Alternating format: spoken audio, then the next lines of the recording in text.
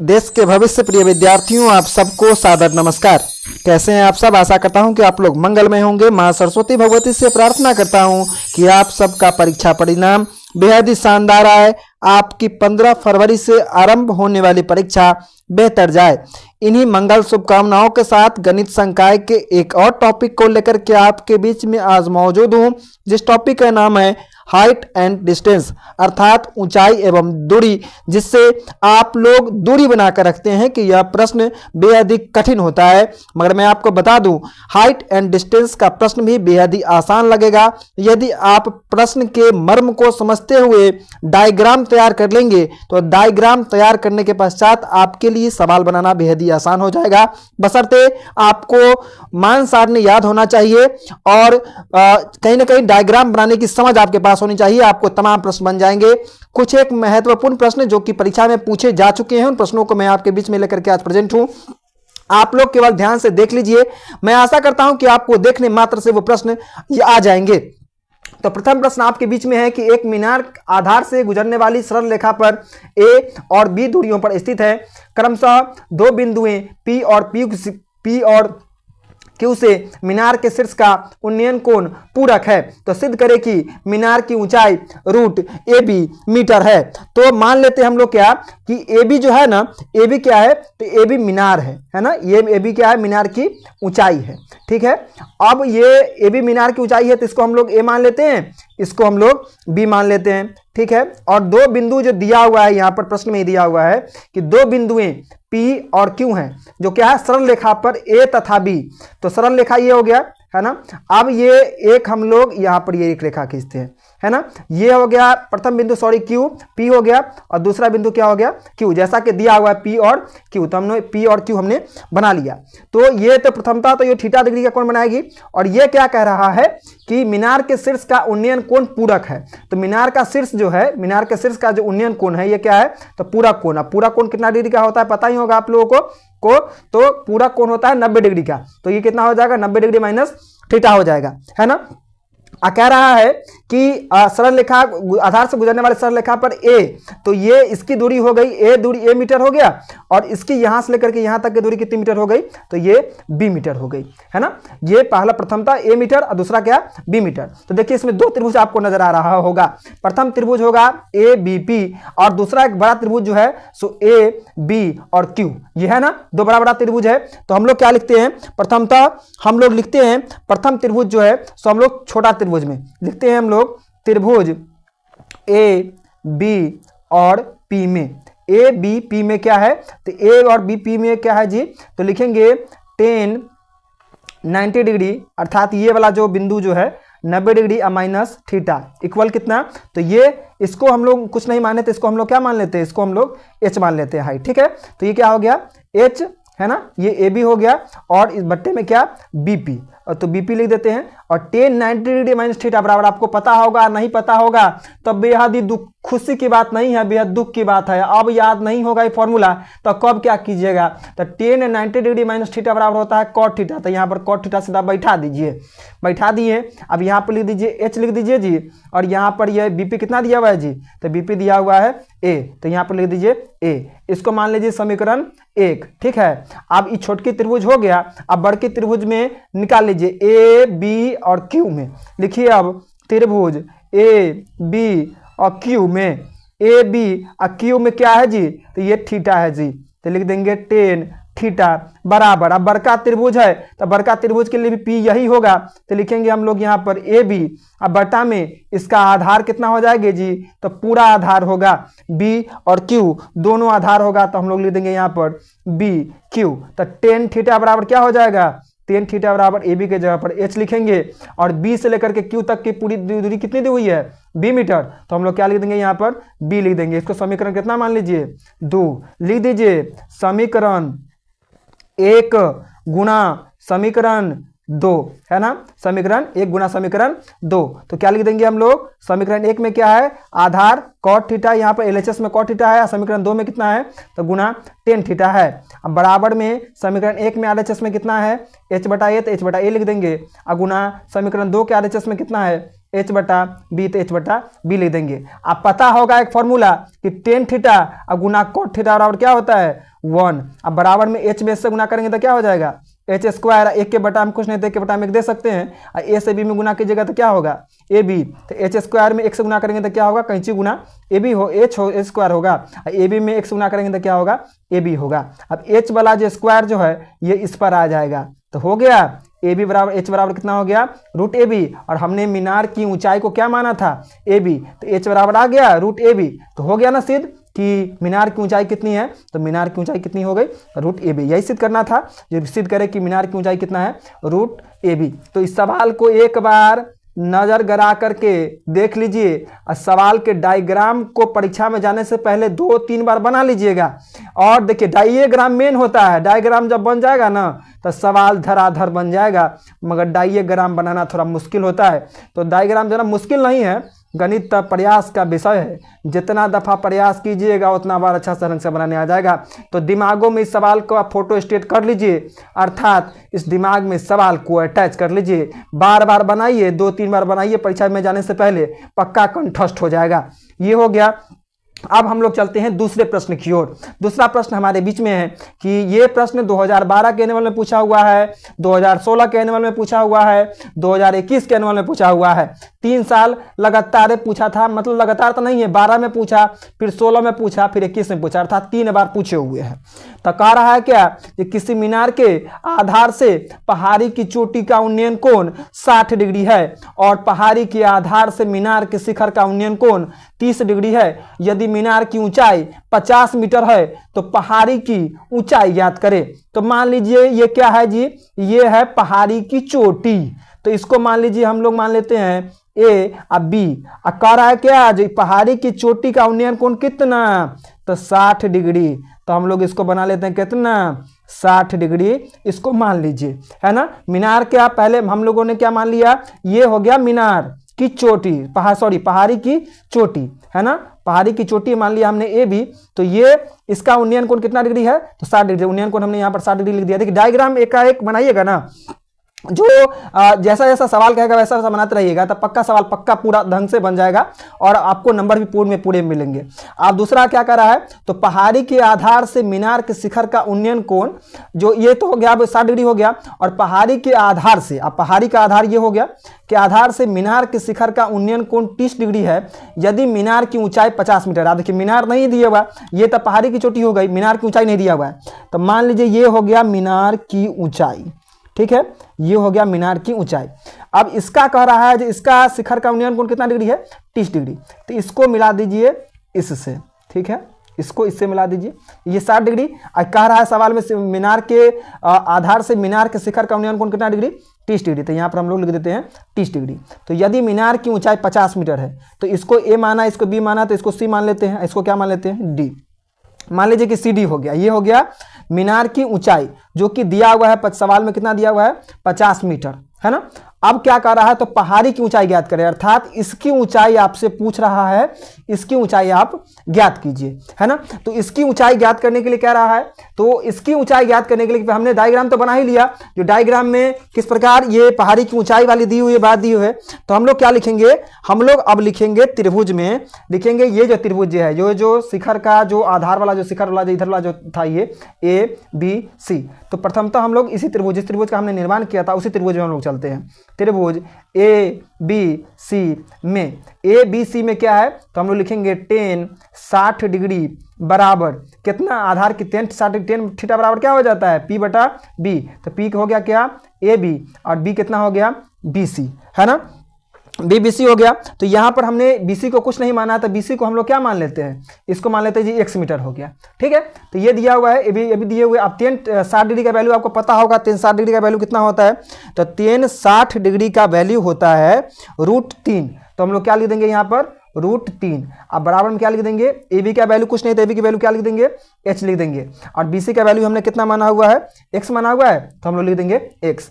अब क्या करेंगे, तो x से गुना कर दीजिए √3 में, तो कितना हो जाएगा x √3, h में गुना कीजिएगा x से, तो कितना हो जाएगा h ही होगा, तो हम लोग h लिख देते हैं, ठीक है, h हमने लिख दिया। अब x बराबर हम लोग क्या लिख सकते हैं, h/√3 लिख सकते हैं। इसको समीकरण कितना मान लीजिए, 1 मान लीजिए, ठीक है। अब त्रिभुज देखिए, दो त्रिभुज इसमें दिखाई दे रहा है, एक ABC और दूसरा त्रिभुज दिखाई दे रहा है BC और D। तो लिखेंगे अब त्रिभुज BCD में, अब BCD में क्या करेंगे हम लोग, तो BCD में लिखेंगे आप 10 30 डिग्री बराबर 10 30 डिग्री बराबर 10 30 डिग्री, और क्या करेंगे तो ये हो गया, इसके लिए ये P हो जाएगा परपेंडिकुलर कोण, तो CD है ना, सॉरी CD, अब बटा में क्या लिख देंगे BC। 10 30 डिग्री का वैल्यू पता होगा, और नहीं पता है तो क्या कीजिएगा, इस सवाले के छोड़ दीजिएगा और समझ लीजिएगा कि जब बेरा पारे है, अभी तक ईमान ना याद होगा तो क्या कीजिएगा, चुल्लू भर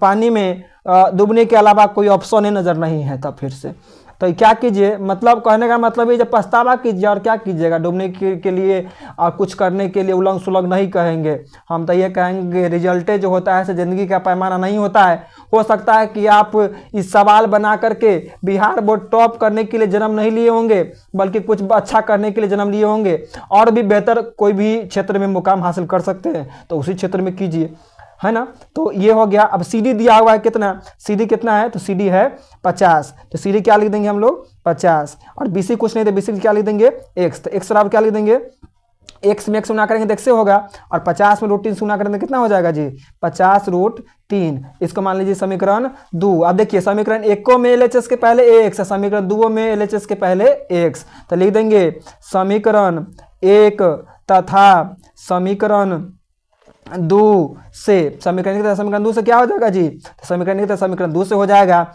ये दोनों तरफ तो मिल ही रहा तो कैंसिल है, तो लिखेंगे h/√3 अब बराबर में 50√3/1।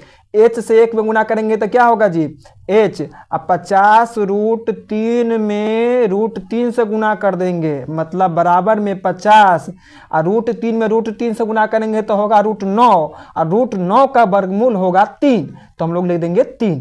तब 50 दिया कितना 150, तो 150 मीटर जो हो गया, ये हो गया, ये क्या पहाड़ी की ऊंचाई, ये पहाड़ी की क्या हो गया ऊंचाई हो गया, ठीक है। तो बन गया सवाल। तो इस सवाल का दिमाग में कर लीजिए जीरोक्स, और इस सवाल को परीक्षा में जाने से पहले एक बार हम बना दिए हैं, तो कालिदास की तरह आपको पन्ना पलटने से या पन्ना को देख लेने से याद नहीं होगा। गणित का सवाल है, मेहनत मांगता है, जितना बार प्रयास कीजिएगा उतना बार अच्छा ढंग से बनाने आ जाएगा। तो अब हम लोग चलते हैं अगले सवाल की ओर, और अगला सवाल अब हम लोग करते हैं हल। तो अगला सवाल हमारे बीच है, जो अगला सवाल कह रहा है कि एक पतंग और धरती पर के एक बिंदु के बीच की डोरी की लंबाई दी हुई है कि थीटा है, कोण इस प्रकार बनाती है कि tan थीटा बराबर 15/8 है, तो पतंग की ऊंचाई निकाले। तो पतंग की ऊंचाई निकालना है जी, तो पतंग की ऊंचाई हम लोग अब निकालते हैं। ये सवाल बन गया, ये ऊंचाई वाला जो मीनार की पहाड़ी की ऊंचाई ज्ञात करनी थी। अब हम लोग चलते हैं इस सवाल की ओर। ये सवाल भी 2011 के एनुअल में पूछे हुए हैं, 2015 के एनुअल में पूछे हुए हैं, तो इस सवाल को भी हल्का में नहीं लेना है। तो अब सवाल में कह रहा है कि आज एक पतंग है जो कि धरती पर से एक बिंदु से के बीच की डोरी की लंबाई 90 मीटर है। तो आप पहले वो बना लेते हैं हम, ये जहाँ से पतंग बाबू जो हैं वो उड़ रहे हैं आसमान में, मन का पतंग उड़ी उड़ी जाए। गाना सुनते होंगे, मगर गाना सुनने से जिंदगी नहीं चलने को है। पढ़ाई करने से मन का पतंग जो है वो खुले आसमान में उड़ता है। तो ये हैं पतंग जो कि उड़ रहे हैं, और यहाँ से उड़ाने वाले बैठे हुए हैं। तो पतंग से उड़ा डोरी जो होगा, देखिए इसमें दिए हुए है जो एक बिंदु से बीच की दूरी की लंबाई कितना दिए हुए है 90 मीटर दिया हुआ है ना। पतंग की डोरी की लंबाई कितना है 90 मीटर। तो पतंग जो उड़ाने वाले बउआ होंगे, वो पतंग जो उड़ाएंगे तक तो चमत्कारे हो सकता है कि जो डोरी ऐसे होगा जैसे कॉलम है वैसे सीधा जाएगा एकदम डोरी, तो कोई चमत्कारे होगा जैसे होगा ना। तो डोरी कैसे रहेगा, ऐसे ऐसे उड़ेगा। तो बउआ जब पतंग जो उड़ाएंगे तो सुई सीना जाएगा और पतंग जो है सो आसमान में भ्रमण करता रहेगा। तो यहाँ से उड़ाएंगे तो कहीं कहीं क्रॉस ना जाएगा जी। तो लंबाई पतंग की डोरी की लंबाई कितना हो गया ये 90 मीटर। डायग्राम ऐसा ही बनाइएगा समझ करके, समझे कि डोरी उड़ेगा तो इसे नहीं तो डोरी वाला ई न लिख दीजिएगा तो ये चमत्कार होगा तब ये होगा। तो चमत्कार न परीक्षा में होता है न सवाल में होता है, जो सवाल कहता है उसी का जवाब देना होता है। तो 90 मीटर हो गया। अब कह रहा है जो सवाल में बाबू दिए हुए हैं क्या, तो चूंकि प्रश्न में दिया हुआ है कि टेन थीटा बराबर कितना है 15/8 दिया हुआ है। तो मान लीजिए कि 15 नहीं दिया हुआ है, ये दिया हुआ है 15x और ये 8 नहीं है बल्कि 8x है। तो टेन थीटा बराबर होता है क्या p/b। तो p कितना है ab। तो मान लीजिए कि ab का मान कितना दिया हुआ है, ab का मान 15x और बटा में ये bc का मान कितना दिया हुआ है 8x दिया हुआ है। ठीक है, तो ये कर दिए। आप देखिए ac का मान तो दिया हुआ ही है और जानबे करते हैं जो ये होता है h जिसको हाइपोटेन्यूस कॉर्ड कहते हैं, इसको P कहते हैं जिसको परपेंडिकुलर, और इसको B कहते हैं अर्थात बेस। तो h स्क्वायर बराबर क्या होता है, तो h स्क्वायर बराबर होता है P स्क्वायर जोड़ B स्क्वायर। तो h तो आपको दिया हुआ है पतंग की डोरी की लंबाई कितना 90 मीटर। तो लिख दीजिए 90 का होल स्क्वायर बराबर में P का होल स्क्वायर। तो P का मान दिया हुआ है कितना 15x। तो लिख दीजिए 15x का होल स्क्वायर जोड़ BC का मान दिया हुआ है कितना 8x। तो लिख दीजिए 8x का होल स्क्वायर। 90 में 90 गुना कीजिएगा तो कितना होगा 8100 होगा। ठीक है, बराबर में 15 ये कितना होगा, तो 15 ये होगा 225 x स्क्वायर। लाइट चल गया है तो तनी रोशनी कम गया होगा, मगर पढ़ाई जारी रखिए। फ़ोन का फ्लैश लाइट ऑन रखे हुए हैं हम, इसीलिए लाइट का कोई ठीक नहीं है। लाइन जी महाराज कब हैं और कब ससुराल चले जाएंगे इसका कोई गारंटी नहीं होता है। हम लोग जहाँ पर वीडियो बना रहे हैं वो गांव है और गांव में तो जन्मे करते हैं जो लाइट है और कखनी नहीं है, कखनी चला जाता है नैहर और कब रहता है ससुराल में इसका कोई गारंटी नहीं रहता है। तो x स्क्वायर बराबर लिखेंगे 8100 अब बराबर में कितना लिख देंगे 289। अभी x जो है से कहाँ चले जाएगा, इस पर रूट, तो हो जाएगा 8100 अब बटा में 289। तो 8100 का वर्गमूल निकालिएगा ना, चाहे अभाज्य गुणनखंड विधि से निकालिए चाहे भाग विधि से, आएगा कितना तो 90। और 289 का वर्गमूल कितना आएगा, तो 289 का वर्गमूल आएगा जी 17। तो लिख दिए। आप देखिए x का मान आ गया। तो ये था क्या, ये था मान लीजिए कि पतंग की ऊंचाई है ना, ये भी क्या थी पतंग की ऊंचाई, यही ना पतंग जो कितना दूरी पर उड़ा रहा है। यहाँ पर ये तो उड़ रहा है पतंग। अब जहाँ पर बउआ खड़ा होकर के उड़ा रहा छथिन तो हुआ से कितना ऊंचाई पर पतंग उड़ रहा है ये निकाले के रहा है। तो ए बी कितना है, तो पतंग ऊंचाई तो ए बी हो गया। तो ए बी हम लोग कितना माना हुआ है, हमने मान लिया था कि ए बी कितना दिया हुआ है, ए बी दिया हुआ है 15x। तब 15x हो गया। तो क्या कर देंगे 15 गुणा x का मान हमने निकाला कितना 90/17। तो कितना हो गया 15 नमा कितना 135 आप पर एगो सुनाई वाला बैठा देंगे तो कितना हो गया 17। तो इतने मीटर हो गया। भाग दे लीजिएगा। ठीक है, वीडियो ज़्यादा लंबा करेंगे तो अपलोड करने में नेट का नानी याद आएगा, इसलिए चलिए इस सवाल के दिमाग में फोटो स्टेट कर लीजिए। अब चलते हैं हम लोग अगला सवाल की तरफ, जिसमें आंधी से एगो पेड़ टूट जाता है और धरती पर आकर के लुढ़क जाता है। आंधी से एक पेड़ टूट करके पेड़ का शिखर जमीन को छूता है और भूमि के साथ 30 डिग्री के कोण बनाता है। पेड़ का शिखर पाद से अर्थात जड़ से 8 मीटर की दूरी पर जमीन को स्पर्श करता है। तो पेड़ की ऊंचाई ज्ञात करें। आप देखिए मान लीजिए ये हो गए पेड़ बाबू, ठीक है, ये हो गए पेड़ और ये पाद शिखर पाद से अर्थात 8 मीटर, मतलब पाद कहने का मतलब है जड़। तो यहाँ से यहाँ तक की जो दूरी है ये मान लीजिए हो गया 8 मीटर। ठीक है, ये 8 मीटर हो गया। अब क्या कह रहा है, जमीन को स्पर्श करता है तो पेड़ की ऊंचाई ज्ञात करिए। तो मान लीजिए ये हो गया आपका ये पूरा जो पोर्शन जो है, ये पूरा पोर्शन यहाँ से लेकर यहाँ तक पेड़ का पोर्शन था। ठीक है, ए बी सी, इसको मान लीजिए कि डी हो गया। ठीक है, तो देखिए ये आंधी से एक पेड़ टूटकर पेड़ का शिखर जमीन को छूता है और भूमि के साथ 30 डिग्री का कोण बनाता है। कितना डिग्री का कोण बना रहा है भूमि के साथ, तो 30 डिग्री का कोण बनाता है। और कहने का मतलब ये पेड़ का जो ये जो है सो पेड़ का यहाँ से लेकर के यहाँ तक वाला जो भाग जो है ना, ये भाग टूट गया। तो ये भाग टूटेगा तो टूट करके उड़ कर किधर आएगा, टूट के उधर का मान लीजिए इधर आ गया। ठीक है, इस पर आकर के क्या हो गया, तो इस पर ये गिर गया, है ना। तो कह रहा है कि जमीन छूता है तो पेड़ का शिखर जड़ से 8 मीटर की दूरी पर है, तो 8 मीटर की दूरी पर हमने कर दिया। तो कह रहा है जमीन को स्पर्श करता है तो पेड़ की ऊंचाई ज्ञात करें। अब कह रहा है जो यहाँ से लेकर के यहाँ तक की आप ऊंचाई ज्ञात कीजिए। तो यहाँ से यहाँ तक की ऊंचाई नहीं दिए हुए, तो मान लीजिए क्या है, जो ई हो गया x, ठीक है, ई एक्स हम मान लेते हैं। इसको मान लीजिए कि जो y हो गया, तो ई y जो है, यह y टूट करके कहाँ आएगा, ई इस पर आएगा, ठीक है। ई वाला जो है सो टूट करके आ जाएगा, इस पर आएगा। तो पहले हम लोग इसकी दूरी थोड़ा निकाल लेते हैं। इसकी दूरी कैसे निकाल लेंगे, तो लिखेंगे हम लोग cos 30 डिग्री बराबर cos थीटा बराबर कितना, तो b बटा h। तो b का मान कितना दिया हुआ है, b का मान दिया हुआ है 8, और h का मान कितना दिया हुआ है, h का मान तो दिया हुआ है नहीं जी, तो क्या लिख देंगे, cd लिख देंगे, ठीक है। h का मान क्या लिख दिए, cd। तो cos 30 डिग्री बराबर कितना होता है, √3/2, तो √3/2 हमने लिखा, ठीक है। अब ये 8 दिया हुआ है तो 8 लिखेंगे, ये हो गया cd, तो cd लिख दिए, ठीक है, cd हो गया। अब cd में गुना कर दीजिए √3 से, तो cd और गुना √3, अब बराबर में कितना हो गया, 8 गुना 2, तो cd √3 अब बराबर में कितना, 16। तो लिख देंगे क्या, cd बराबर कितना हो जाएगा, cd बराबर हो जाएगा 16/√3। cd में बता में √3 हो गया।